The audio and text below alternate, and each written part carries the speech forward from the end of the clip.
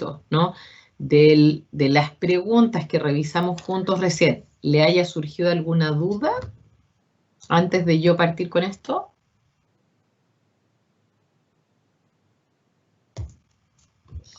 Profe, yo tenía una duda, pero respecto a los textos. Ah, perfecto. ¿Todos los textos que usted subió son de lectura obligatoria, completos, o son algunos capítulos de los textos? A ver, es que la mayoría de los que subí son papers. Entonces, si son papers, son completos. Creo que el único libro que subí, espérenme un poquito, no, ya, estoy bien, aquí tengo el papel más específico. Los papers son obligatorios, ¿ya? Que son la mayoría en el fondo, ¿no? El código de ética no es obligatorio. Yo asumo que ya lo han leído o lo han visto o lo pueden consultar, ¿no? Y que por lo que he escuchado de otros profesores ya lo han visto en otros ramos, ¿ya? Pero es como para que ustedes lo tengan en el fondo y lo recuerden, ¿ya? Y el único libro que hay, que es uno que se llama Manual de Psicoterapias, ¿ya? De allí solo es importante leer la primera parte. Estoy pensando que ahora de memoria no me voy a acordar cuáles son las páginas, ¿ya? Pero es como el capítulo inicial, porque luego vienen los modelos específicos y yo no puedo pasar eso, o sea, en este ramo se supone que es como los aspectos generales, ¿no?, de la psicoterapia, no puedo entrar en materia en ningún modelo particular, ¿no? Entonces, de ese libro es la primera parte, pero no estoy segura si es el capítulo 1 y 2 o solo el 1, ¿ya? Eso se los puedo corroborar. El resto de lo que yo subí, al menos en la parte como de las clases, salvo que lo haya subido en material complementario, que ahí eso el único libro que subí fue ese, y de ese solamente voy a tomar la primera parte, ¿ya? Que en gran medida es lo que vamos a ver nosotros acá. Ojo, pero sí, ¿Lo que diga. subió en material complementario también es obligatorio? No. Material complementario es para los que quieren profundizar, por ejemplo, ¿no? O que les interesa el tema puntualmente o lo que sea y quieren mirarlo, feliz yo, ¿no? Pero eso no. Psicoterapia es solamente la primera parte. ¿Cómo? El manual de psicoterapia, el único manual que hay aquí es solo la primera parte. Solo la primera parte. Lo que pasa es que ese manual, al inicio, ¿no?, habla de aspectos generales de la psicoterapia. Luego de ese inicio empieza a ir por modelos. Creo que el primero que aparece es el psicodinámico, no estoy segura de memoria, ¿no? Entonces, para efectos de este curso, es solo la parte inicial donde habla como de los aspectos generales de la psicoterapia, ¿no? Sí, porque el segundo capítulo habla del psicoanálisis y los autores psicodinámicos. Y Perfecto. La primera parte tiene hasta la página 85, pero ahí habla como aspectos generales. Perfecto, entonces solo esa primera parte, ¿ya? Miren, voy a revisar porque eventualmente igual podría no ser obligatorio. Lo que pasa es que es un complemento para estos temas porque como estas clases no son muchas, entonces es como para reforzar, ¿no? Pero voy a revisar en detalle si hay algo muy distinto allí de lo que vemos en clase porque la mayoría es muy parecido, ¿no?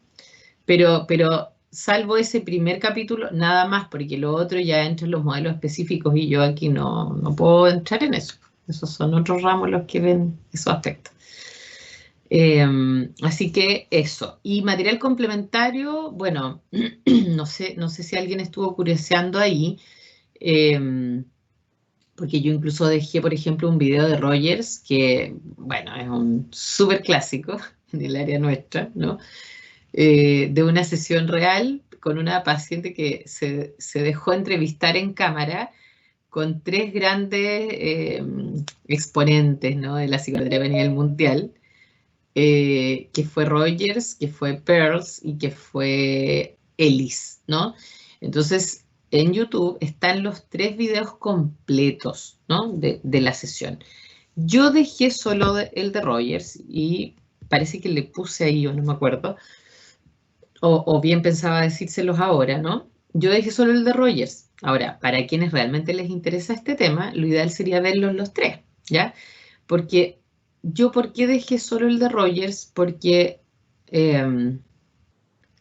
bueno, esto puede ser un sesgo, ¿no? Pero desde mi punto de vista, el que ejecuta una sesión que a mí me parece mucho más pertinente, como más adecuada, más sensible, como de mejor calidad de mi punto de vista, es justamente Rogers, ¿no?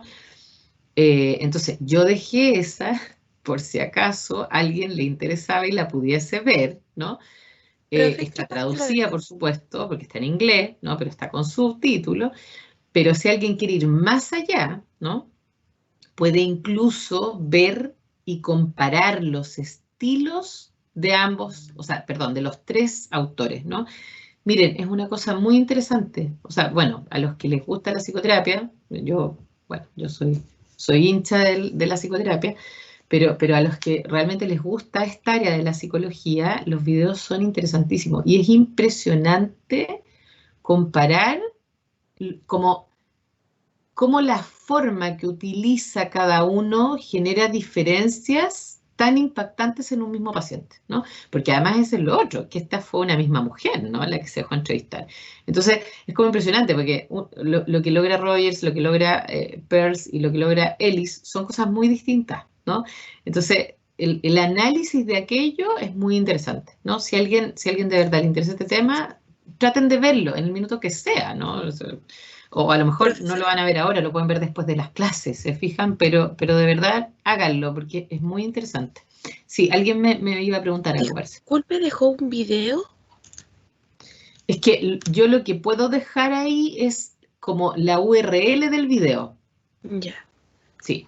Entonces, si ustedes entran a la pestañita del material complementario, ustedes pinchan ahí en la plataforma, ¿no? Y les va a aparecer el vínculo seguramente que si ustedes lo abren, les va a llevar a YouTube a esa presentación, Sí. a ese video, perdón, donde aparece Carol Rogers entrevistando a Gloria, se llama la paciente, ¿no? Ujú.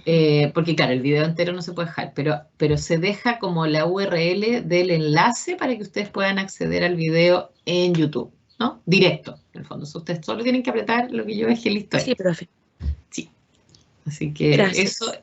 eso está muy, muy entretenido. Pero bueno, espero que ustedes también lo disfruten como lo disfruto yo. Pero de verdad que, o sea, si los que ya les interesa y ven los tres videos, es un mundo. Es una cuestión así que uno dice, no puede ser, o sea, es la misma persona, ¿no? Es una cuestión impresionante.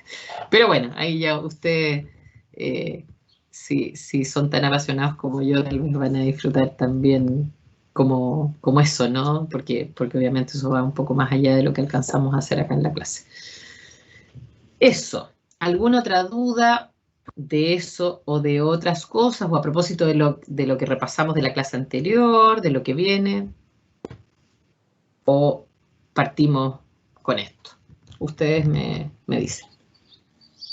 Yo creo que podríamos partir, profe. Perfecto. Ya, partamos entonces. Voy a activar mi puntero láser. A ver si ahora me resulta bien. Sí, perfecto. Ya, entonces, hoy día vamos a partir por definir la psicoterapia, ¿no? Yo voy a partir, tuve la duda, dije, ¿parto por la definición más completa o por la menos, ¿no? Y siempre termino partiendo por la más completa, ¿no? Que es un poco también la que a mí me parece más importante que ustedes conozcan, ¿no? Y aquí voy a ser un poco majadera tal vez en sugerir que traten de como guardar en su mente los elementos, ¿no? Fíjense que uno siempre cuando los alumnos ya son más grandes, ¿cierto? Dicen, pucha, pero el profe pide pura memoria de repente, dicen, ¿no? Pero claro, el fin, ¿no? Es que ustedes puedan como memorizar en el sentido de guardar los elementos más importantes de una buena definición, ¿no? Eso sí, yo de verdad lo valoro mucho, porque en el fondo la idea es que ustedes puedan como saber cuando una psicoterapia tiene los elementos necesarios para decir nosotros, ¿no?, que es una psicoterapia formal, porque acuérdense que nosotros dijimos la clase anterior que la psicoterapia de modo informal existe desde siempre, ¿no? Ya, pero la psicoterapia que nosotros hacemos es una psicoterapia científica en el fondo, que no es cualquier proceso de ayuda terapéutica. Nosotros estudiamos muchos años para hacer esto. O sea, no es algo que alguien pueda hacer sin esa base teórica, ¿no? Entonces, dado eso, bueno, también lo ideal es poder conocer, en fondo, ¿no?, cómo sería una definición adecuada también de una psicoterapia, ¿no? Bueno, y este autor, que es Stroska, después vamos a ver otras definiciones, ¿no? Pero este autor, que es Stroska, de 1995, la definió, miren, de esta manera. Proceso de interacción, generalmente verbal, pero también no verbal, consciente y planificado, cuyo objetivo es modificar trastornos conductuales y estado de sufrimiento psíquico. Este proceso se realiza dentro de un consenso en lo posible entre terapeuta, paciente y su grupo de referencia y está destinado a personas necesitadas de tratamiento.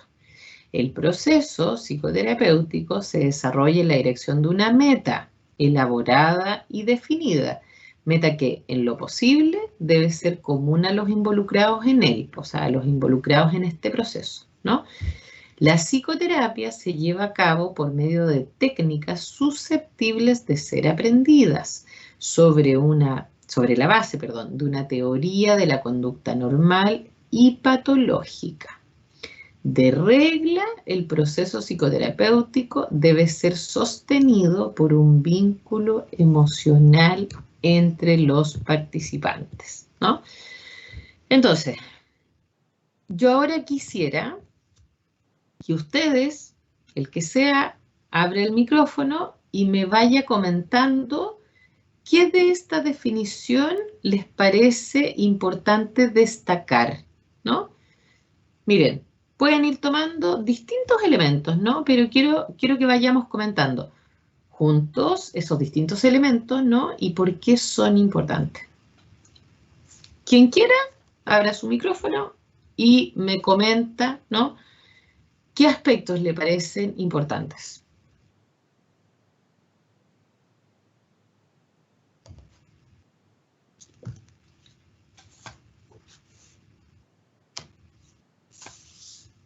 Lo primero importante es como que se plantea que es un proceso de interacción, pero consciente y planificado, que no es cualquier interacción normal. Perfecto, ya, eso me encanta. Me encanta que puedan como puntualizar en eso, ¿no? La psicoterapia, chiquillos y chiquillas, no es algo que no se planifica. Esto no es como al lote, no es una conversación como si uno estuviese hablando con un amigo, ¿no? De hecho, a mí de repente me ha pasado más de una vez, ¿no?, que hay pacientes que me dicen, lo que pasa es que yo fui a psicoterapia y al final era lo mismo que hablar con mis amigos. Es que no, pues, entonces está mal, pues, no puede ser lo mismo, ¿no? Esto es un proceso de interacción, ¿no?, entre dos personas a lo menos, ¿no?, si es individual, que incluye, miren esto, lo verbal y lo no verbal. En el modelo que yo trabajo, de hecho, lo no verbal, aunque ustedes no lo crean, es más importante casi, ¿no? O sea, no sé si más importante, pero es muy importante, ¿no? Pero dice allí consciente y planificado. O sea, yo debo saber qué va a pasar en esa sesión. Yo debo ir, ¿no?, con un objetivo en cada sesión. No llegar, ¿cierto?, como a una conversación de amigos, porque o si no, la gente no buscaría al psicólogo, ¿no? Para eso entonces mejor habla con su amiga, con su amigo, con su familia, etcétera, ¿no? Perfecto. ¿Qué otro elemento? Profe, Sí. como en consecuencia de lo que usted está mencionando, es importante lo que dice acá, que la psicoterapia se lleva a cabo por medio de técnicas susceptibles de ser aprendidas sobre la base de una teoría de la conducta normal y patológica. Perfecto. Esto es Otro importante. elemento importantísimo. ¿Por qué te parece Claro, a ti porque sí. importante, Ángela? ¿Mm? Porque, o sea, desde donde uno como psicoterapeuta se pare en sus paradigmas, eso es lo que le va a servir para tratar ciertos pacientes, porque no su paradigma le va a servir a todos. Entonces uno ya Perfecto. se perfila y se perfila el paciente también, o el consultante. Perfecto. Absolutamente de acuerdo. ¿Y qué pasa si yo no tengo ninguna teoría de lo que se espera, por ejemplo, en una etapa y de lo que no se espera? ¿Voy a poder entonces saber y compartir eso con el paciente si ni yo misma tengo una idea de lo que ocurre, por ejemplo, ¿no? A nivel de desarrollo humano en ciertas etapas de la vida? Entonces yo misma no voy a saber qué se espera, qué no. Y a veces, imagínense que a veces las personas consultan porque, no sé, pues están en un periodo. Lo que suele ocurrir cuando alguien consulta es porque de verdad tiene un problema, ¿no? Eso es lo habitual. Pero a mí me ha pasado que a veces hay personas que están pasando por un periodo adaptativo normal, absolutamente normal, pero que tienen la duda, ¿no? Y lo que les está pasando es absolutamente esperable y requiere tiempo, requiere espera, requiere apoyarse en los vínculos cercanos y sería, digamos, ¿no? Y son personas que pasan una sesión, 2 sesiones y se van, ¿no? Ya. Y hay otras veces que, Profe, incluso, un minuto, al revés, las personas llegan y dicen, no, es que yo estoy súper bien y no debería estar acá. No, ¿sabes? Ya, pero me pasa esto, lloro todo el día, ¿cierto? O me vienen momentos de mucha angustia que no puedo regular, pero yo siempre he sido así, estoy acostumbrada, no importa, ¿no? Entonces, a veces también implica decir, chuta, ya, ok, esto es lo que usted está acostumbrada. Tal vez ha tenido una ansiedad muy alta toda la vida, ¿no? Y probablemente podría vivir más tranquila y mejor y más feliz disminuyendo esa ansiedad, ¿no? Que claramente no es lo esperable a su edad, con sus condiciones, etcétera, ¿no? Entonces, yo debo saber en qué me paro, en qué paradigma me paro, ¿no? Y bueno, hay bases que tienen que ver con la teoría del desarrollo, con la teoría normal y patológica, ¿cierto? Independiente del modelo que yo trabaje, ¿no? Pero algo tiene que estar que teóricamente sostenga el modelo del cual trabajo, ¿no? ¿Alguien tenía otro comentario por ahí?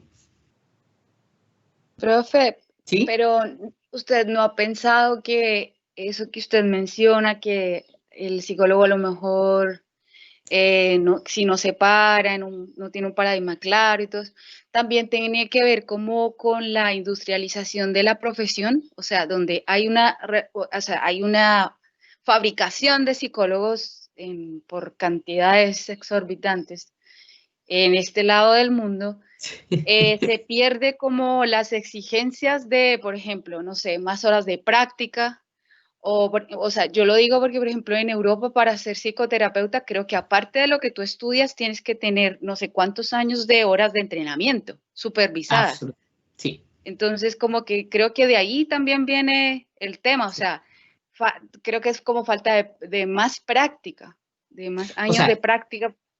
sí.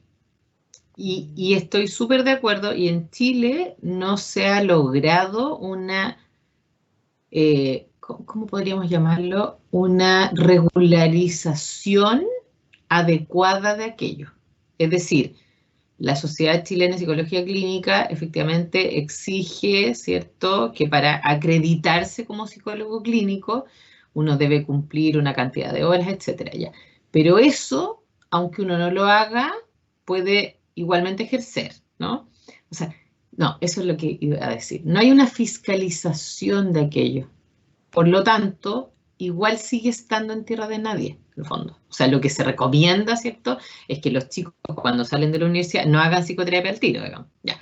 Pero algunos lo hacen, porque no, bueno, no hay una regulación más allá. ¿Se fijan? La única regulación que hay es que en la medida que los psicólogos se acreditan, tienen más posibilidad de, por ejemplo, atender por FONASA y cosas de ese tipo, ¿no? Pero el resto no está normado. Entonces, efectivamente en otros países eso es mucho más ordenado y está resguardado, ¿no? Entonces aquí en Chile falta eso, un cuidado mayor. O sea, al final mucho pasa en el fondo como por la conciencia del psicólogo, ¿se fijan? O sea, mucho pasa por la conciencia del que es más cuidadoso, del que dice yo voy a invertir, ¿cierto? Y después que salgo de la U hago una especialización, me formo en un modelo, etcétera. Pero no necesariamente porque eso esté indicado de una manera que si no lo hace, no lo pueda hacer. Eso no existe porque aquí en Chile se puede, ¿no? Perfecto. ¿Qué más? ¿Qué otro elemento les llama la atención de esta definición?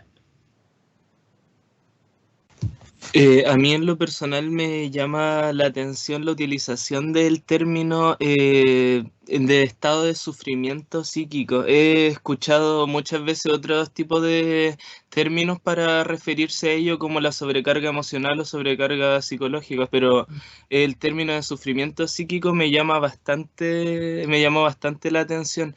Y otra cosa que me llamó la atención de esto es al final, que el proceso terapéutico debe ser sostenido por un vínculo emocional entre los participantes. Entendiendo esto como la relación terapeuta-paciente o terapeuta-consultante en este caso, o sea, el vínculo profesional que se genera.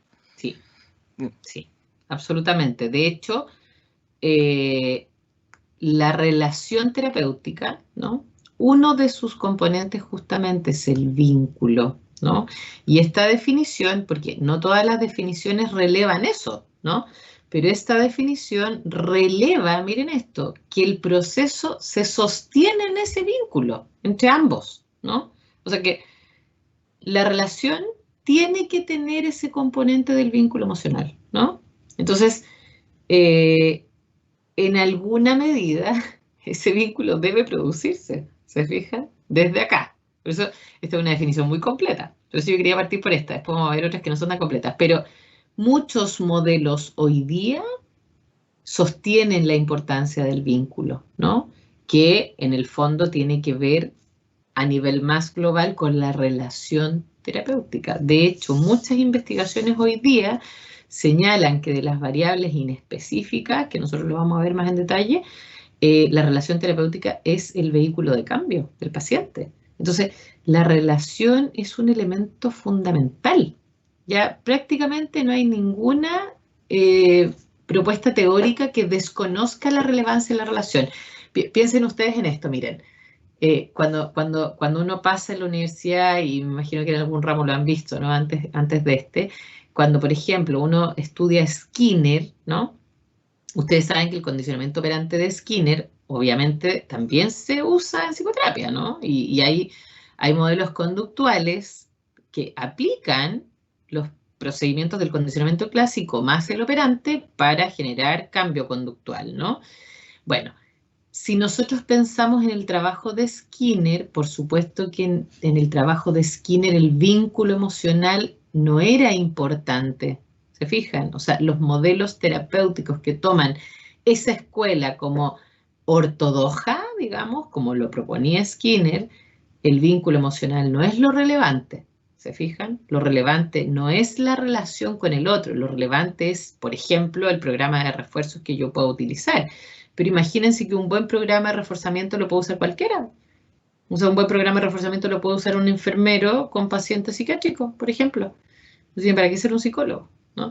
Piensen en esto, las terapias de relajación que usan principalmente relajación, ¿no? Que la base está en el condicionamiento clásico, claramente, perfectamente lo puede hacer un técnico paramédico. En los consultorios muchas veces lo hacen así. El psicólogo no tiene para qué hacer eso porque en el fondo alguien se aprende, ni siquiera se aprende. Lee la relajación de Jacobson con los pacientes y ya. Eso está escrito, ¿no? Uno puede mirar, apriete el músculo de su mano derecha, respire tranquilo, ahora apriete fuerte su puño, ahora suelte, ya, eso lo puede hacer cualquiera, de hecho a lo mejor hay personas que lo pueden hacer mejor que uno, ¿no? No se requiere ese vínculo, ¿se fijan? Pero hoy día la mayoría de los enfoques sí enfatizan la relación con el otro como algo muy importante, ¿no? Y de hecho hoy en día, fíjense que hoy día la investigación señala que no hay cambio psicoterapéutico sin intensidad emocional en la relación. O sea que las psicoterapias donde no hay ninguna activación emocional del paciente no tienen posibilidad de cambio. Imagínense, eso hoy día lo sabemos. Entonces, el tema de cómo el vínculo sostiene es muy importante. Y esto que tú aludes del sufrimiento psíquico, a mí la verdad me hace mucho sentido. La persona que consulta, más allá incluso nosotros de decir tiene un trastorno de este tipo, lo que sea, lo que tiene es un sufrimiento psíquico. O sea, la persona que consulta generalmente es porque está sufriendo, porque algo le duele en el fondo, ¿no? Pero acá, en el fondo, en su cabeza, en su alma, no sé, llámenlo como ustedes quieran, ¿no? En su mente. Entonces, yo coincido, ¿no? Contigo en que esto puesto así, a mí me parece también muy adecuado, porque a veces simplemente es un sufrimiento psíquico. A veces uno incluso podría decir que puede que no haya un trastorno tipificado, ¿no? Como en el DCM, el CIED, el que ustedes quieran usar, ¿no? Sino que la persona siente que está sufriendo, siente que lo pasa mal, siente que no es feliz, ¿no? Perfecto. Muy interesante, ¿no?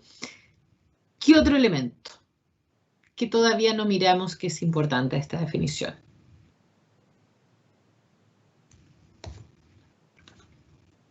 Profe, ¿Sí? yo tengo una duda, es que tuve que salir un poquito porque llegaron a mi casa. Perfecto. No sé si alguien le preguntó, ¿cómo la psicoterapia puede ser un proceso no verbal? ¿Cómo la psicoterapia puede? Ser un proceso no verbal. Perfecto, ya. ¿Alguien le interesa comentar eso o lo comento yo? Es que a mí me encanta ese tema, pero ¿alguien tiene alguna idea de cómo podría ser eso? ¿O tú misma tienes alguna idea de cómo podría ser así? Cuando uno solo escucha al paciente o cuando uno le da la mano. Bueno, es que a veces no, tampoco no soy muy amiga del contacto físico entre un paciente y un psicoterapeuta. Ya, Pero hay veces como que con solo tocar la mano, así como dar ese apoyo o fuerza, ¿a eso se refiere? Y no solo eso, porque lo no verbal no es solo el contacto físico. ¿Qué más Como la incluye lo no observación. verbal, por ejemplo? Es como la observación de lo que, si es coherente lo que dice a lo que interpreta su cuerpo. Por ejemplo, el cuerpo entero es lenguaje no verbal, ¿no? Miren, yo parece que con ustedes comentaba la semana pasada, creo que era con este curso, que yo, por ejemplo, en general, no soy como de tocar, salvo de cuando saludo y cuando me despido de un paciente, ¿no? Pero en general en la sesión y durante la sesión yo nunca me acerco a un paciente, aunque llore, aunque haga lo que haga, ¿no? Aunque esté toda la sesión llorando, yo nunca voy a poner mi silla al lado, por ejemplo, en ningún escenario. Ya, pero eso no es nada o sea, es una parte pequeñita de lo no verbal, pero miren, todo el resto de nuestro cuerpo todo el rato está comunicando no verbalmente. Yo misma, miren esto, porque uno siempre piensa en cómo el paciente comunica lo no verbal, ¿cierto? Como que uno dice, chuta, ya, y si al paciente le brillan los ojitos, yo siempre les digo a los alumnos que uno tiene que estar muy atento a las facciones del paciente, ¿no? Cuando el paciente nos cuenta algo, ¿cómo está su cara? Su cara cambia, por ejemplo, en algún tema, sus ojos empiezan a ponerse más brillosos, su expresión facial baja o sube, o etcétera, ¿no? Todo lo que le pasa en su carita, porque además la cara nuestra tiene mucho músculo, entonces hay muchas cosas que van variando en la medida que uno va hablando, ¿no? Bueno, esa es una cosa, pero miren esto, nosotros también respondemos de una manera no verbal. O sea, cuando un paciente nos cuenta algo, ¿no? Nosotros también cambiamos nuestra cara, po. Y si el paciente nos cuenta algo triste, por ejemplo, nosotros también nos ponemos cara de triste, probablemente, ¿no? Si estamos sincrónicos con el paciente, que es la idea, ¿no? Eso es lo que se espera, ¿no? Que uno esté como en la sincronía. No que se ponga a llorar con el paciente, pero que si el paciente nos está contando algo triste, uno no va a tener una cara con una sonrisa, ¿no? Uno también se va como a notar ese dolor, ¿no? Entonces miren esto es súper potente porque en el fondo es algo que interactúa también eso no verbal, ¿no? O sea, si el paciente tiene una expresión facial, lo mismo que pasa con las mamás y los niños, po. Entonces, si el niñito está, no sé, se cayó y está todo dolorido, la mamá en general no está muerta de la risa, po, se supone, ¿no? Supone que ella también está como compungida, con una cara como de preocupación, por ejemplo, ¿no? Ya, entonces, miren que a mí me pasa de repente, me ha pasado varias veces, ¿no? Que los pacientes me dicen, Luzmena, es que yo vi tu cara cuando te lo estaba contando, me dice, y me di cuenta que en realidad yo como que nunca le tomé el peso a eso que me había pasado, ¿no? Por ejemplo, me acuerdo perfecto la otra vez que un chiquillo me contó una experiencia que le había pasado con un amigo, ¿no? Una cuestión súper penca, ¿no? Le pasó que en una situación como de una fiesta de universidad, entonces él se fue, y lo voy a hacer súper resumido porque me da mucha lata además, como la situación, ¿no? Fue súper como complicada para este chiquillo. Después de una fiesta, como se quedaron a alojar en la casa de uno de los que estaba en la fiesta, ¿no? O sea, no sé, hicieron una fiesta en una casa, pónganle ustedes que ustedes están con sus compañeros, ¿cierto? Disfrutando, qué sé yo, en la casa de uno que arrienda, no tengo idea. Entonces termina la fiesta y este cabro, que es mi paciente, en el fondo, no sé, pues ya era tarde, qué sé yo, y bueno, y además me decía ellos, como que siempre si les tocaba que ya era muy tarde, qué sé yo, de repente se quedan a dormir en la casa donde estaban y al otro día se iba a su casa, ¿no? Entonces me cuenta él que le pasa un día que había un amigo de él, que además, que él lo considera súper amigo, además, ¿no?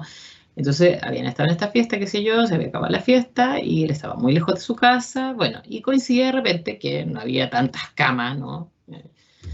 Entonces, no sé, pues se acostaban de a dos, de a tres, los que estuvieran en el fondo era como dormir un rato e irse, ¿no? Bueno, pero entonces una de esas veces le pasó que él fue, no encontró otra cama, se acostó al lado de un amigo de él, que lo conocía hace años, y lo considera súper amigo y todo. Bueno, pero la cosa es que, bueno, además habían tomado, ¿no? Lo típico que ocurre en una fiesta de adolescentes, ¿no? Entonces este chico se acostó, se durmió, ¿no? Y de repente despertó y el otro tipo, que era su amigo, ¿no? Estaba teniendo conductas sexuales con él, que no voy a entrar a detallar porque no viene al caso, ¿no? Pero conductas claramente sexuales. Mi paciente no es homosexual, el amigo no tengo idea, pero tampoco era algo que él hubiese dicho, ni que le gustara, ni nada, ¿no? O sea, fue que él abordó e hizo eso sin el consentimiento de este chico, obviamente, ¿no? En ese momento, que además fue después de una fiesta, medio borracho, o sea, imagínense el contexto. Bueno, ustedes saben de eso, me imagino, ¿no? Entonces este cabrón estuvo mal, muy mal, por un rato largo, ¿no? Largo. Pero él entró como en una cosa, a ver, ¿cómo les puedo explicar? Como un poco de justificar, ¿no? Como que, entonces, claro, es que a lo mejor yo no debí, no sé, es que claro, yo nunca pensé, pero entonces, ¿para qué fui? Me quedé, debería haberme ido, ¿no? Entonces, al día siguiente, incluso, ¿no? De hecho, le costó un mundo como enfrentar lo que había ocurrido. Entonces, miren, fue una cuestión así súper penca. Bueno, cuando él me cuenta toda esta historia, que por supuesto él me lo contó con mucho detalle, ¿no? Ustedes comprenderán.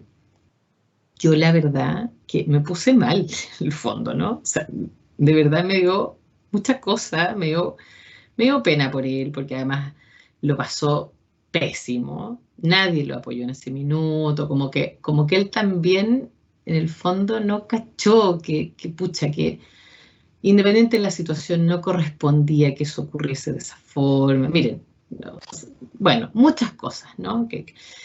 Entonces, cuando él me lo compartió a mí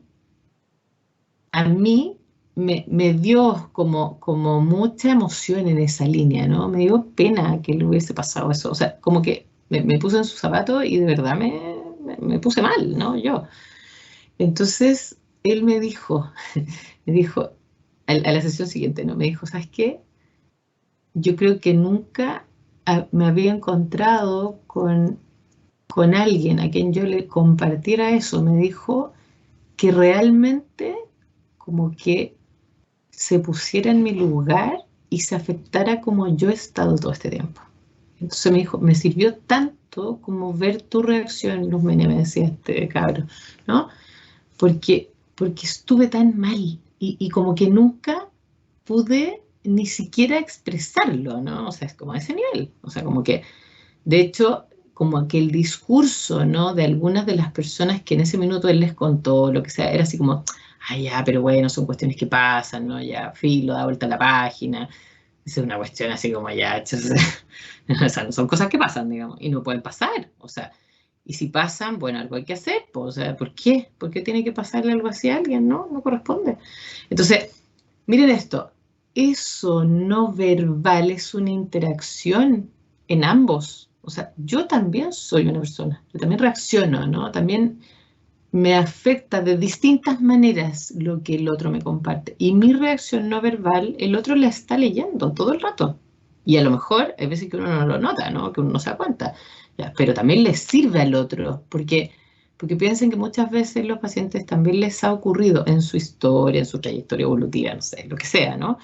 Que a veces no han tenido personas disponibles para escucharlos, para entenderlos, para validarlos, para decir, pucha, ¿sabes qué?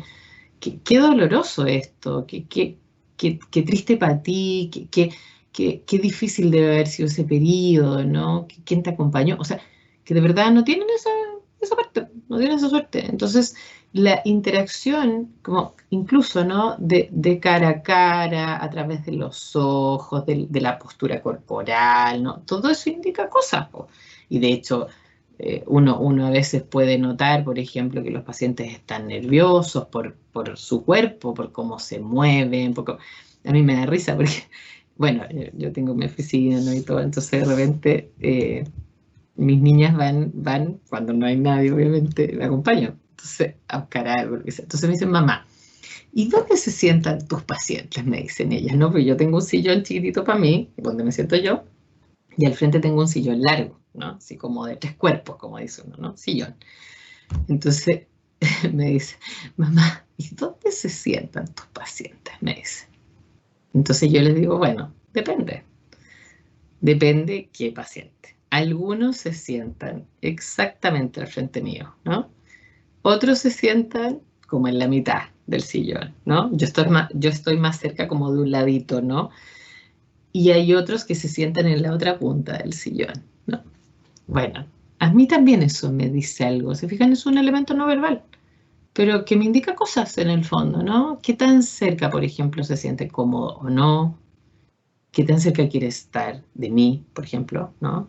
¿Qué tan lejos quiere estar de mí, ¿no? Si está de piernas cruzadas, si está echado, si está hacia adelante, etcétera, ¿no? Entonces, eso es muy importante y a mí de repente me da risa porque, por ejemplo, algunos parten sentándose en la punta, ¿no? Bien lejos.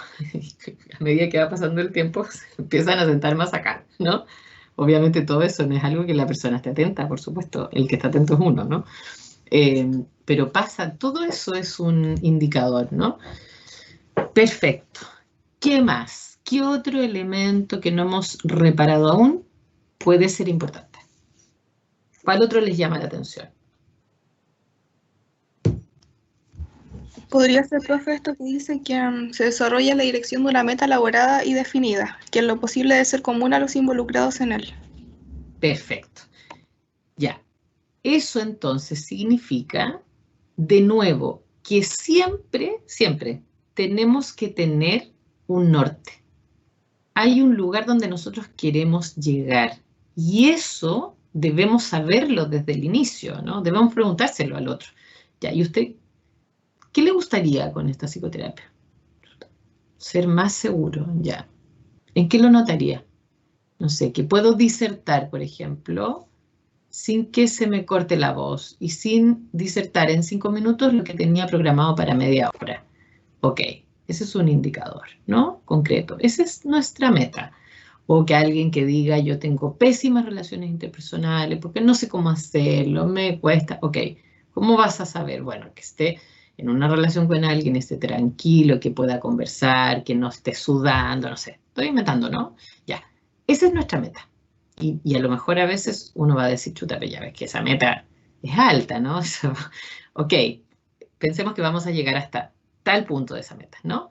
Ya, pero esa meta debe ser común, ¿no? Ahora, o sea, me refiero que estén de acuerdo, ¿no? Yo y esa persona. Pero miren, fíjense en algo, ahí dice en lo posible. ¿Por qué dirá en lo posible?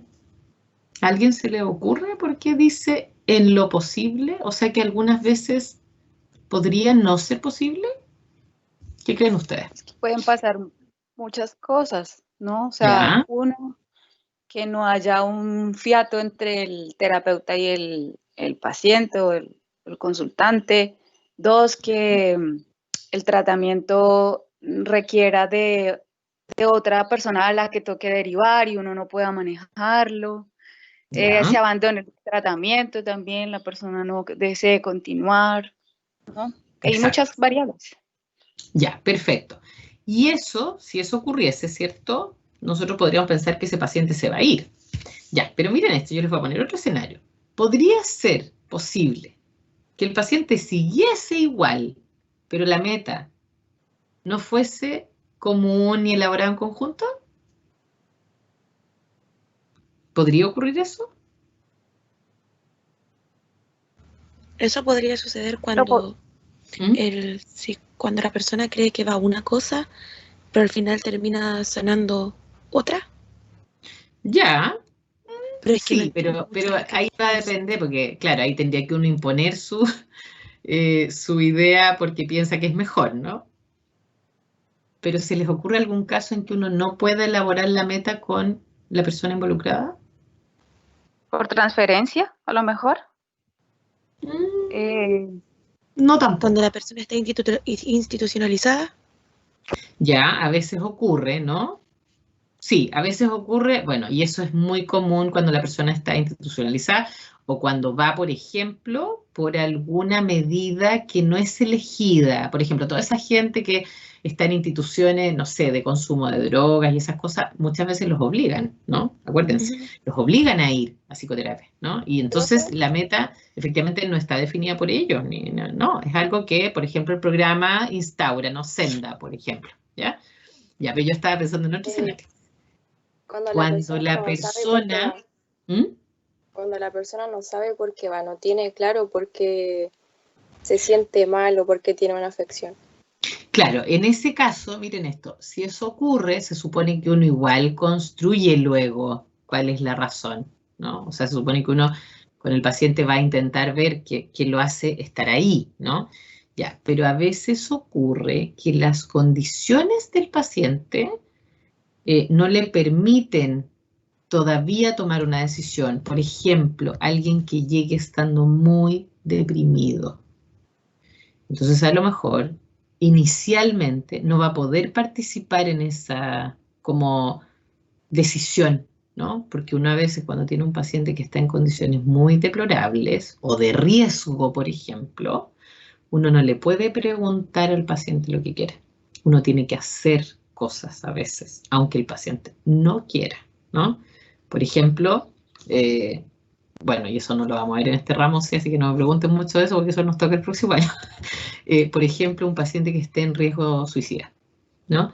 Entonces, a lo mejor, bueno, el objetivo nuestro, la meta nuestra es mantenerlo con vida, pero a lo mejor no es la del paciente, no le interesa vivir, por ejemplo, ¿no? Y ahí, lamentablemente, por un tema ético, yo no puedo como obviar esa meta. Y entonces ahí no va a ser posible que esa meta sea construida entre ambos, porque eso es por código de ética, uno tiene que asegurarse que el paciente está bien. Y si está en riesgo vital, no está bien, ¿no?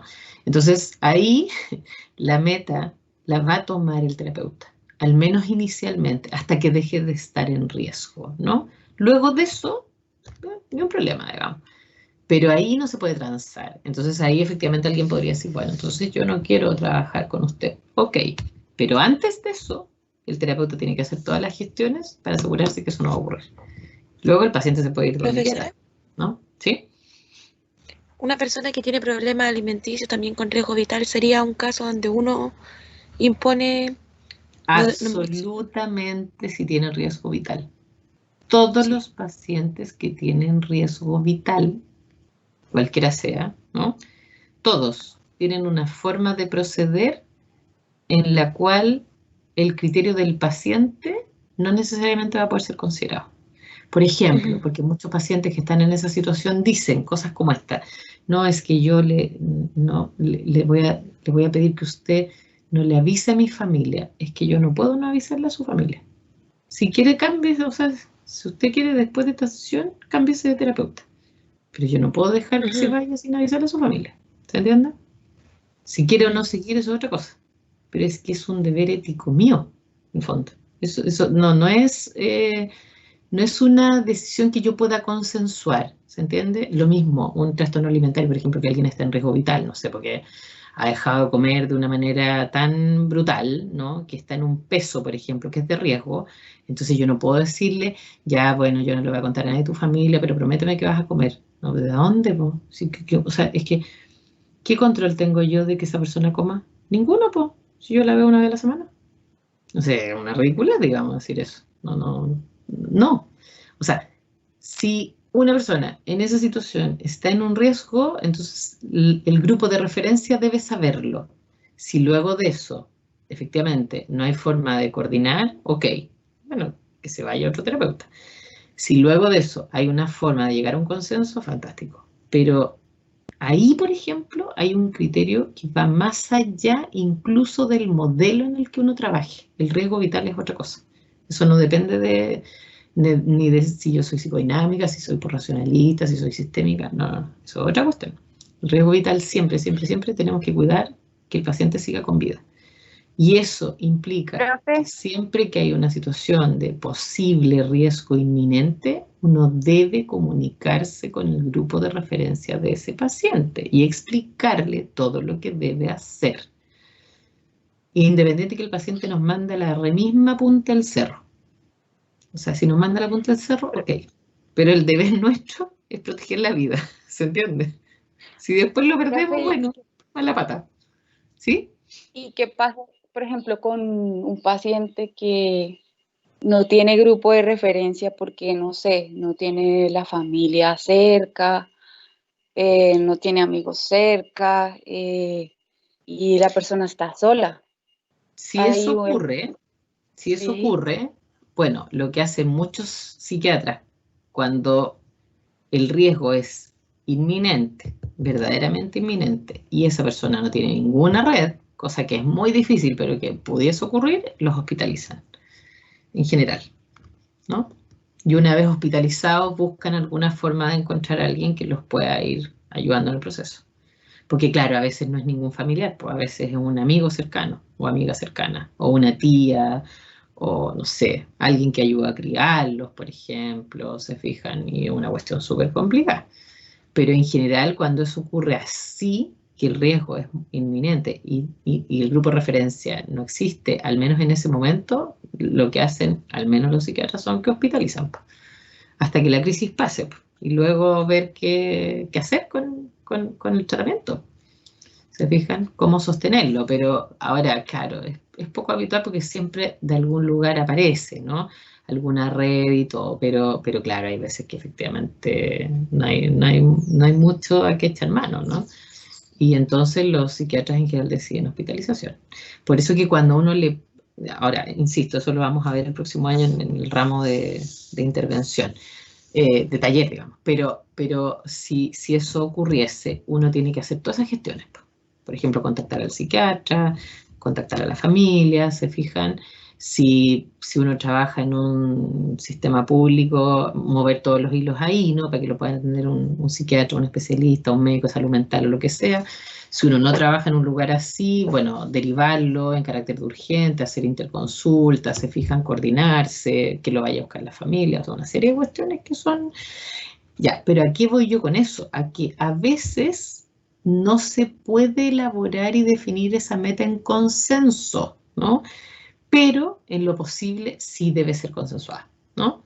Salvo excepciones. Por eso quería poner ese tipo de casos, ¿no? Lo mismo, alguien por ahí, la persona que recién también dijo esto de cuando alguien está institucionalizado, a veces también ocurre eso. La meta la pone la institución. Las personas que, no sé, por decir algo, ¿no? Consumen sustancias y se van a Senda y a todos esos lugares. Bueno, por supuesto que Senda tiene sus metas, po, y esa cuestión tiene que ser de esa forma, como dice Senda, no como la persona quiere. O, por ejemplo, los infractores de ley, ¿no? Muchos infractores de ley, ustedes saben que aquí en Chile hay varias instituciones, y ahí el profe Claudio, si les ha tocado clases con él, por ejemplo, él se maneja harto en esos temas porque ha trabajado en ese rubro.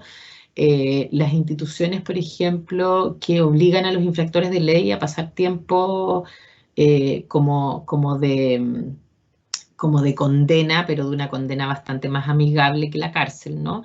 Pero, por ejemplo, ellos deben hacer proceso psicoterapéutico y la mayoría no están ni interesados, po, ¿se fijan? Entonces hay todo un tema ahí, ¿no? Pero, insisto, en lo posible debe ser consensuado, común a los involucrados, ¿no? Perfecto. ¿Qué más se nos puede estar quedando de esta definición? Que definitivamente, si ustedes logran recordar los elementos de esta definición, están al otro lado, porque aquí miren todo lo que hay. ¿Qué más se nos puede ir? Parece que tenemos casi todo, ¿no? Bueno, tal vez esto mismo que estamos hablando, ¿no? Que nadie lo ha leído así tal cual. Este proceso se realiza dentro de un consenso en lo posible entre terapeuta, paciente y su grupo de referencia. Y está destinado a personas en necesidades de tratamiento. Yo creo que aquí hay una última distinción que podemos hacer, ¿no? Este consenso en lo posible entre terapeuta, paciente y su grupo de referencia, obviamente es en situaciones, por ejemplo, atención de niños, ¿no? En general tiene que estar de acuerdo con su grupo de referencia. Incluso si son adultos pero están en riesgo, lo mismo, ¿no? Esto que estamos hablando recién. Y de nuevo es en lo posible porque cuando hay situaciones de riesgo mayor, entonces a veces no hay consenso, ¿no? Y ahí sonamos nomás, pues hay que optar por lo que es como el bien mayor del paciente, ¿no? Miren, esta es otra definición de un autor bastante constructivista, que es Michael Mahoney, ¿no? Partió siendo más en la línea cognitivo-conductual y luego terminó sus últimos años siendo prácticamente constructivista total, ¿no? Y miren cómo la define este Mahoney. Relación especial culturalmente relativa entre un profesional de la asistencia y un individuo o grupo de clientes, funcionando desde una plataforma teórica que incluye supuestos básicos sobre la naturaleza humana y el proceso de desarrollo psicológico. El psicoterapeuta trabaja con el cliente para crear una alianza segura, estable y cariñosa en la cual y desde la cual el cliente pueda explorar, a menudo por medio de rituales estandarizados, formas pasadas, presentes y posibles de experimentarse a sí mismo, al mundo y sus relaciones dinámicas. ¿Qué les llama la atención ahora de esta definición, que es distinta a la anterior? Hay algunos elementos comunes y otros no tan comunes. ¿Qué les llama la atención?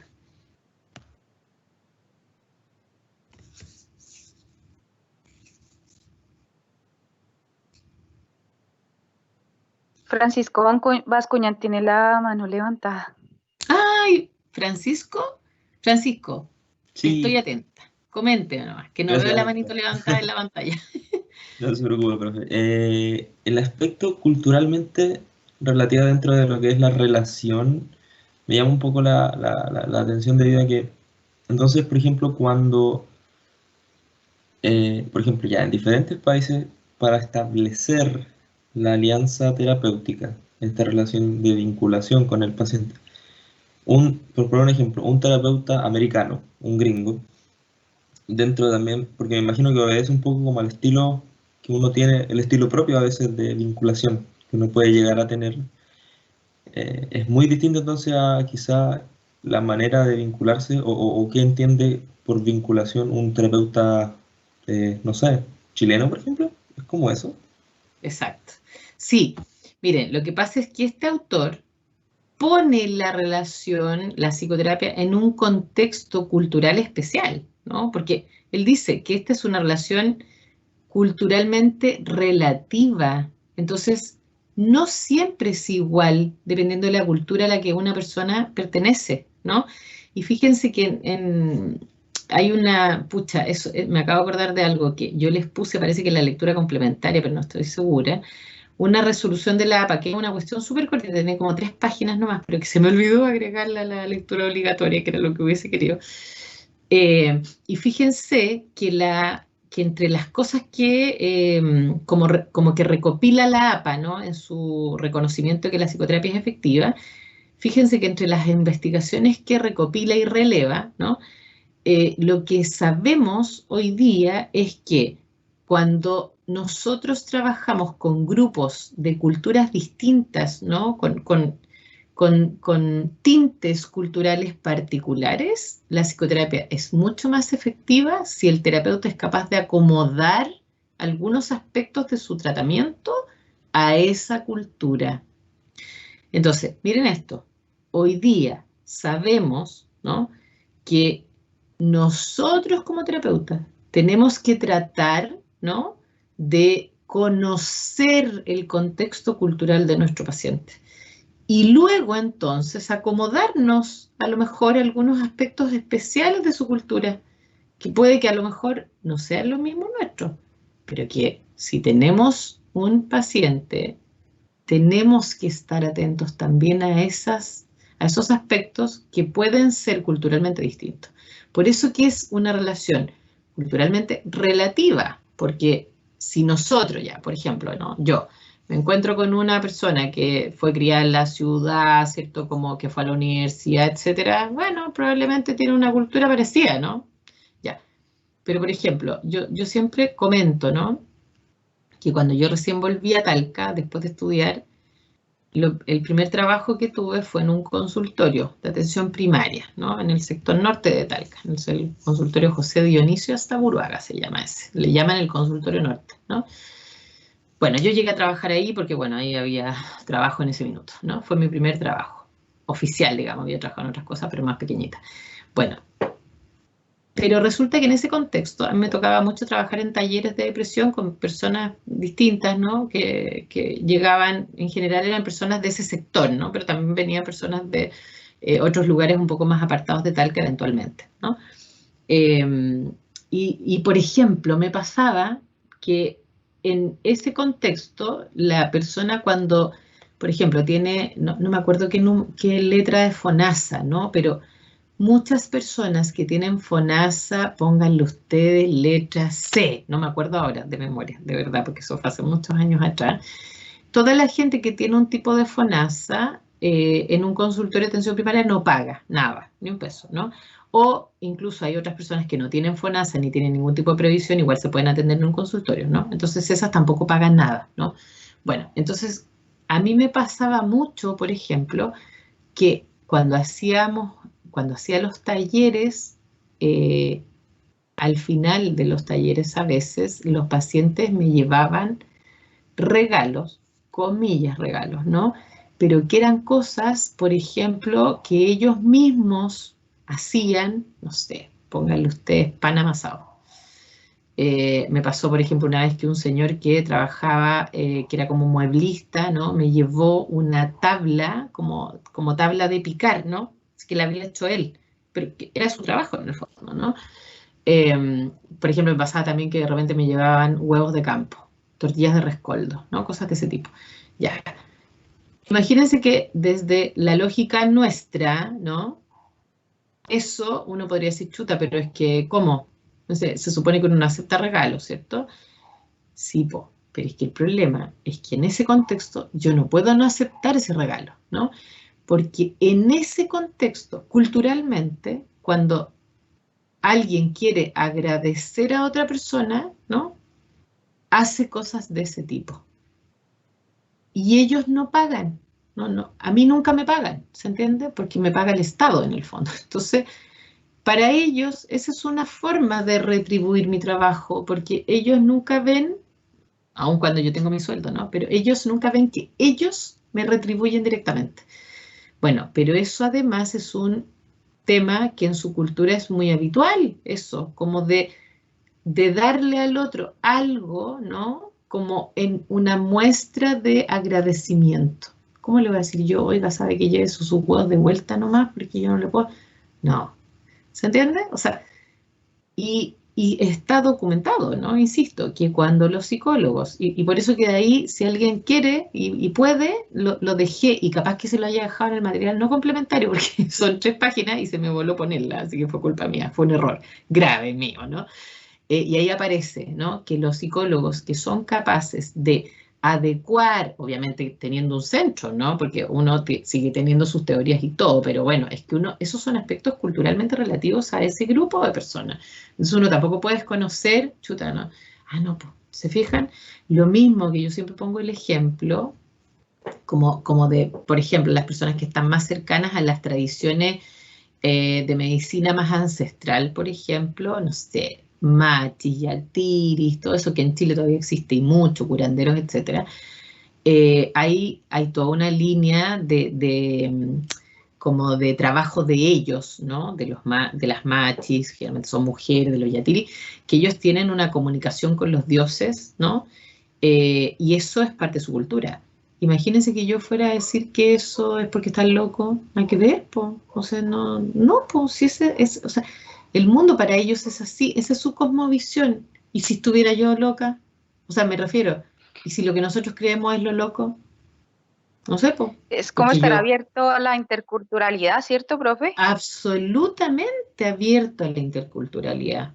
¿Se fijan? Es que eso que usted menciona en el año pasado que estuvimos en el consultorio norte, ¿ya? Eso nos comentaron las psicólogas que atienden allá, que, por ejemplo, les tocó a ellas adaptarse para poder trabajar con la comunidad haitiana, porque Perfecto. no tenían, por ejemplo, les tocó buscar la forma de que alguien que trabajara ahí les ayudara a traducir, entender que, por ejemplo, cuando hacían atenciones, los pacientes no sabían, por ejemplo, muchas veces que era un psicólogo, o sea, cosas hasta ese Obvio, punto. ¿cómo van a Entonces, saber? Imagínense. ¿sí? Entonces ella habló mucho de eso, en la experiencia, de abrirse a la... Perfecto. Eso es, uno debe adecuarse, no al revés. Nosotros, por supuesto, que igual tenemos una teoría de base, ¿se fijan? Pero si nos toca atender a haitianos, entonces tenemos que saber cómo es la cultura de un haitiano, porque si no estamos dando bote, en el fondo, ¿no? Porque no podemos trabajar con ellos de la misma manera que trabajamos con las personas que fueron criadas en Chile, porque no fueron criadas igual, no tienen la misma forma de ver el mundo, y nosotros podemos equivocarnos, podemos pensar que algo que les está pasando es anormal, y la verdad es que en el contexto de ellos es lo mejor que les puede pasar, es lo más normal del mundo. Entonces ahí es al revés. Nosotros tenemos que abordar esos aspectos de la interculturalidad, ¿cierto? Como dices tú, y muchas veces integrarlos en nuestra forma de trabajo, ¿no? Y por eso les digo que eso está documentado ahí en la resolución de la APA, ¿no? Que aparece ahí, que eso es algo que los grupos minoritarios ven con muy buenos ojos cuando los psicólogos son capaces de como mirar esos aspectos propios de ese grupo minoritario, me refiero en general, ¿no? Por ejemplo, de una raza más pequeña, de un grupo, ¿no?, que es minoría en un país, como esto que está pasando ahora con los haitianos. Incluso piensen ustedes en esto, en Santiago, por ejemplo, hay un grupo de psicólogos que, bueno, yo los conozco hace muchos años, pero sé que también son conocidos ya en Chile, ¿no? Porque tienen todo un trabajo, por ejemplo, con minorías sexuales y tienen manuales y tienen, o sea, ellos buscan adaptar su forma de trabajo con ese grupo de la población, ¿no? Porque se han dado cuenta en el tiempo que en realidad requieren de algunas especificidades que no tienen otro grupo. Entonces, ¿qué hacen? ¡Chum! Adoptan eso, ¿no? Y han sacado manuales, etcétera, que para personas que están trabajando con esos grupos les ayudan porque, bueno, tal vez tienen algunos elementos que si uno los sabe, los conoce y los valida, el trabajo es mucho mejor, ¿se fijan? Entonces, en esta definición, se fijan que es interesante porque la otra no integraba este aspecto, integra este aspecto, que parece que si culturalmente se produce esta interculturalidad de la que habla Ángela, que en el fondo viene a ser encontrarnos con personas que tienen distintas formas de entender el mundo por sus aspectos culturales, entonces nosotros deberíamos intentar mirar cómo es esa cultura, conocer aspectos de ello, entender su forma de funcionamiento y desde ahí ayudar, no al revés, no que ellos tengan que adecuarse a lo nuestro, ¿no? ¿Qué más les parece aportativo de esta definición? Si ustedes tuvieran que decir qué es lo que les parece más constructivista de esta definición. Comillas digo, porque... Bueno, no sé mucho lo que es lo constructivista, pero a mí me llamó mucho la atención cuando se habla de crear una alianza segura, estable y cariñosa. El cariño. Además de la palabra que se usa del ritual. Sí. Estandarizado. O sea, en el fondo, primero, ¿no? El énfasis en la alianza. La alianza es la relación, ¿no? Entonces aquí se hace énfasis en la alianza, en la relación con el otro, y que esa relación debe ser estable, o sea, que se mantenga, y cariñosa, o sea, amable, ¿no? Y que desde ahí el cliente pueda explorar por medio de rituales estandarizados, o sea, de ritos que sabemos que funcionan, ¿no? Que ya se han estudiado, etcétera. Pero miren lo que dice ahí, que puede explorar formas pasadas, presentes y posibles de experimentarse a sí mismo, al mundo y sus relaciones. O sea, miren esto como un cambio, ¿en qué sentido? En que la persona va a empezar a mirar, ¿no?, sus propias formas de sentirse a sí mismo, de experimentarse, ¿no?, de vivirse, entre comillas, ¿no?, al mundo y el mundo de su relación. Eso es mucho más constructivista. ¿Por qué? Porque acuérdense que, bueno, y ella comentaba recién, ¿no?, que como no estás tan clara de lo que es el constructivismo. Bueno, el constructivismo es toda una línea, ¿no?, donde se enfatiza que nosotros como seres humanos construimos nuestro mundo. Es decir, que cada uno de nosotros, ¿no?, activamente construye el mundo y a sí mismo, a través de las relaciones con otros, a través de lo que nuestra biología nos permite, ¿no? O sea, que no hay un conocimiento único, como antes, donde estaban, no sé, las tradiciones más racionalistas, donde decían esta realidad es la única que hay y uno tiene que acomodarse. No, los constructivistas dicen, no, los seres humanos vamos construyendo nuestro conocimiento. Y encima, la forma de construirlo depende de muchos elementos, de nuestra biología, de nuestras emociones, ¿no? Entonces, fíjense que acá se enfatiza eso justamente. ¡Wow! O sea, cómo el cliente, ¿no?, pueda mirarse a sí mismo finalmente, pueda mirar cómo se experimenta, cómo experimentan los otros, cómo experimenta sus relaciones, ¿no? Pero en el contexto de esa relación terapéutica, de una relación segura que lo va a sostener en esa exploración. Esto, no sé si, bueno, ustedes saben que yo tengo ahí mi corazoncito puesto en Bowlby, ¿no? Pero si ustedes lo piensan, esto es muy cercano a la propuesta de Bowlby de la teoría del apego, ¿no? O sea, desde el sostén de un vínculo, de una relación con un otro, que es una relación segura, una relación cariñosa, una relación estable, entonces de ahí podemos explorar lo que nos pasa, el mundo, sentirnos tranquilos, seguros, atrevernos, ¿no? Bueno, eso es en parte, ¿no?, lo que dice también esto. Bueno, y recordar, ¿no?, que allí también dice funcionando desde una plataforma teórica, ojo, ¿no?, que incluye supuestos básicos, de nuevo, sobre la naturaleza humana, sobre el proceso de desarrollo psicológico, ¿cierto? O sea, de nuevo, este autor releva que tenemos que basarnos en algo, ¿no? Bueno, y por ejemplo, en el caso de Bowlby, ¿cierto?, en la teoría del apego, Bowlby tiene una teoría muy completa, ¿no?, de cómo una guagua parte en su desarrollo. Por supuesto que hay otros autores que también lo van complementando, pero hay una base que dice, esto ocurre de esta forma, esto es lo habitual, esto es lo esperable, ¿no? Bueno, Bowlby y un montón de otros psicólogos que han ido escribiendo estos temas, ¿no? Y voy a terminar antes del break con esta definición que por años tomaba la APA, ¿no? La APA, la American Psychological Association. Hoy día vamos a revisar esta y otra, que es la que aparece en la resolución de efectividad, que se las voy a compartir a la vuelta del break. Pero durante años la APA usaba esta definición. Miren esto: cualquier servicio psicológico proporcionado por un profesional capacitado que utiliza principalmente formas de comunicación e interacción para evaluar, diagnosticar y tratar reacciones emocionales disfuncionales, formas de pensar y patrones de comportamiento. ¿Qué les llama la atención de esta definición?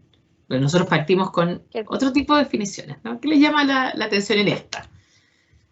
Que esta definición es más como lo menciona, ¿no? Es un servicio, es como si fuera como más empresarial, una mirada más de servicio al cliente, ¿no? Es un cliente, yo le vendo un servicio, él tiene un requerimiento específico y se acabó, pero no es integrador, como el anterior concepto. O sea, incluye menos elementos, ¿se fijan? Menos elementos como contextuales, por ejemplo. En ninguna parte. No habla de vínculo tampoco. No habla de alianza. Llama la atención que sea una reacción emocional disfuncional. Es como ya no se habla de sufrimiento, sino que es como más de adaptación al medio, yo creo. A eso se va refiriendo. Como la capacidad de la persona, como decía mi compañera, que no puede adaptarse a la sociedad, a lo que necesita. Pues no es solo pensar la persona, sino que es como más pensar que la persona no se adapta al conjunto. La persona es como lo que está mal. Exactamente. O sea, asumiendo que esa reacción es inadecuada. ¿Se fijan? O sea, que es negativa en el fondo, ¿no? Estoy pensando que delante, pucha, no sé si se llamaba Francisco, un alumno que reparó en este como concepto del sufrimiento psíquico, ¿está por ahí escuchando? Para poder preguntarle, ¿está por ahí el alumno que comentó esto de que le llamaba la atención que en la definición, en la de Stroska, ¿no? Hablaba del sufrimiento psíquico. El José Lastra. Es que no, como no puedo ver aquí, me cuesta un poco. No sé si estará por ahí todavía, que me eche una manito. Lo que pasa es que si está por ahí, lo que en realidad le quería preguntar es algo muy simple.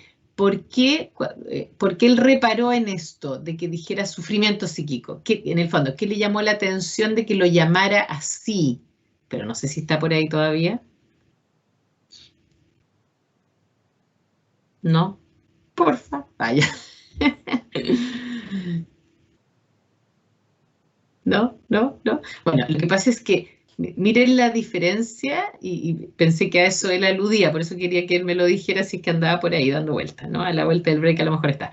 Lo que pasa es que miren la diferencia entre decir sufrimiento psíquico y decir reacción emocional disfuncional. ¿Qué les parece a ustedes esa forma entre una y otra, ¿no? ¿Qué les llama la atención?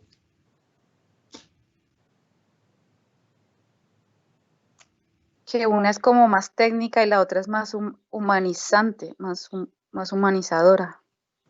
Perfecto. Una parece más técnica, ¿no? Aun cuando el sufrimiento psíquico sigue siendo igual un concepto técnico, ¿no? Pero el énfasis, ¿qué les parece?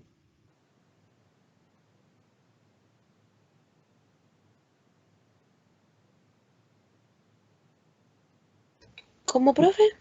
El énfasis distinto entre reacciones emocionales disfuncionales y sufrimiento psíquico.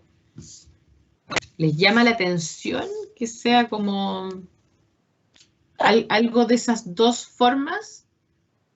A mí lo que me llama la atención es que, a mi parecer, el sufrimiento psíquico está preocupado en lo que siente la persona. Yo siento empatía por la persona. Quiero ayudarla para que ella mejore y ella se sienta bien consigo misma. Pero aquí yo quiero cambiar su reacción, pero puede ser emocional disfuncional. La palabra disfuncional me hace pensar que no está centrado en la persona, sino que como esa reacción puede afectar al conjunto de personas que viven con ella y alterar como la armonía de un conjunto de personas. No está centrado en la persona en sí y ayudarla, sino que cómo su actuar puede traer consecuencias en lo otro. Exacto, o incluso, ¿no? Como una forma hasta de nombrar lo más negativa. ¿Se fijan? Miren la diferencia. Sí. Sufrimiento psíquico, o sea, alguien lo está pasando mal nomás. En cambio acá es una reacción emocional disfuncional. O sea, incluso esto, ¿no? Es mucho más negativo en la forma de expresión nomás, como de ponerlo incluso, ¿no?